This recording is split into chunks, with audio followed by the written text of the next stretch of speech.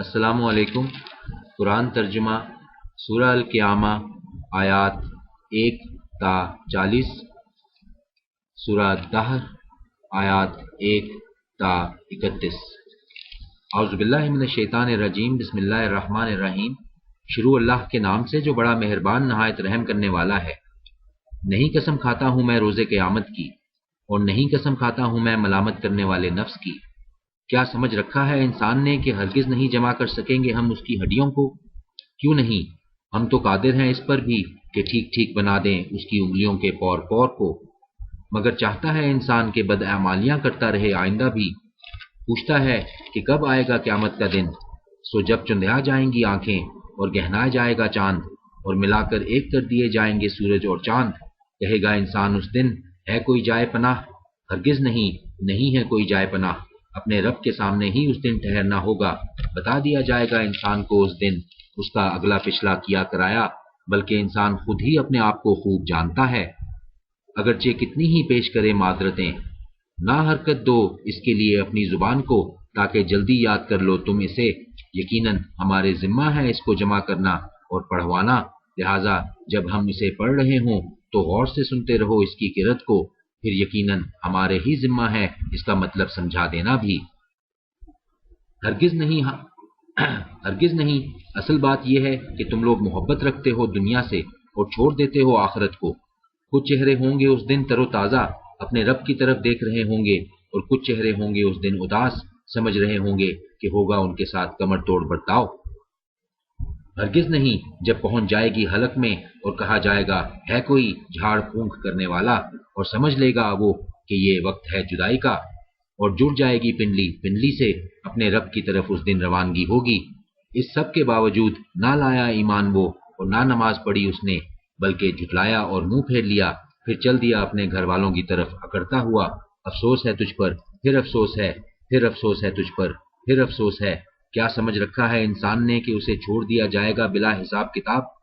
کیا نہ تھا وہ ایک قطرہ حقیر پانی کا جو ٹپکایا گیا، پھر ہوا ایک لوتھڑا، پھر پیدا کیا اسے اللہ نے اور ہر لحاظ سے درست کیا، پھر بنا دیے اس سے جوڑے جوڑے مرد اور عورت۔ کیا نہیں ہے یہ ہستی قادر اس پر کہ زندہ کرے مردوں کو؟ سورہ الدہر آیات 1 تا 31۔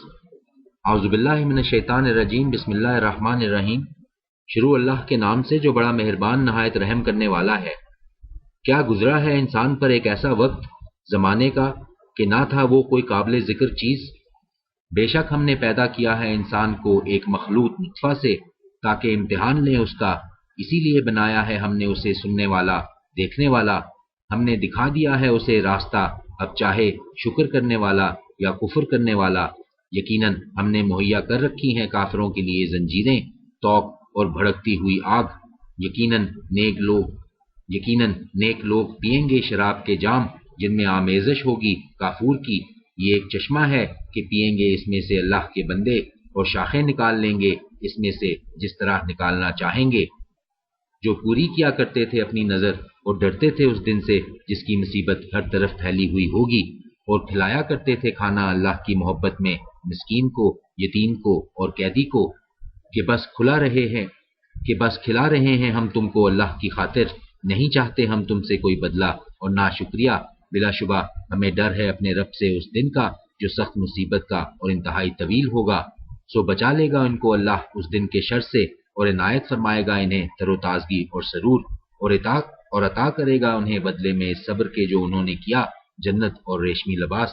تکیہ لگائے بیٹھے ہوں گے یہ وہاں اونچی اونچی مسندوں پر، اور نہ برداشت کرنی پڑے گی انہیں وہاں سورج اور نہ ٹھر، اور جھکی ہوئی ہوں گی ان پر جنت کی چھاؤں، اور بس میں کر دیے گئے ہوں گے اس کے پھل پوری طرح، اور گردش کرائے جائیں گے اہل جنت پر برتن چاندی کے، اور پیالے جو شیشے کے ہوں گے، اور شیشہ بھی چاندی کی قسم کا ہوگا، جنہیں وہ بھریں گے ٹھیک اندازے کے مطابق، اور پلائے جائیں گے انہیں وہاں ایسے جام جن میں آمیزش ہوگی سونٹ کی۔ یہ ایک چشمہ ہوگا جنت میں جس کا نام ہے سلسبیل، اور دوڑتے پھر رہے ہوں گے ان کی خدمت کے لیے ایسے لڑکے جو ہمیشہ لڑکے ہی رہیں گے۔ جب تم انہیں دیکھو تو خیال کرو گویا کہ موتی ہیں بکھرے ہوئے، اور جب تم نگاہ ڈالو گے وہاں تو دیکھو گے ہر طرف نعمتیں ہی نعمتیں، اور بڑی سلطنت کی شان و شوکت۔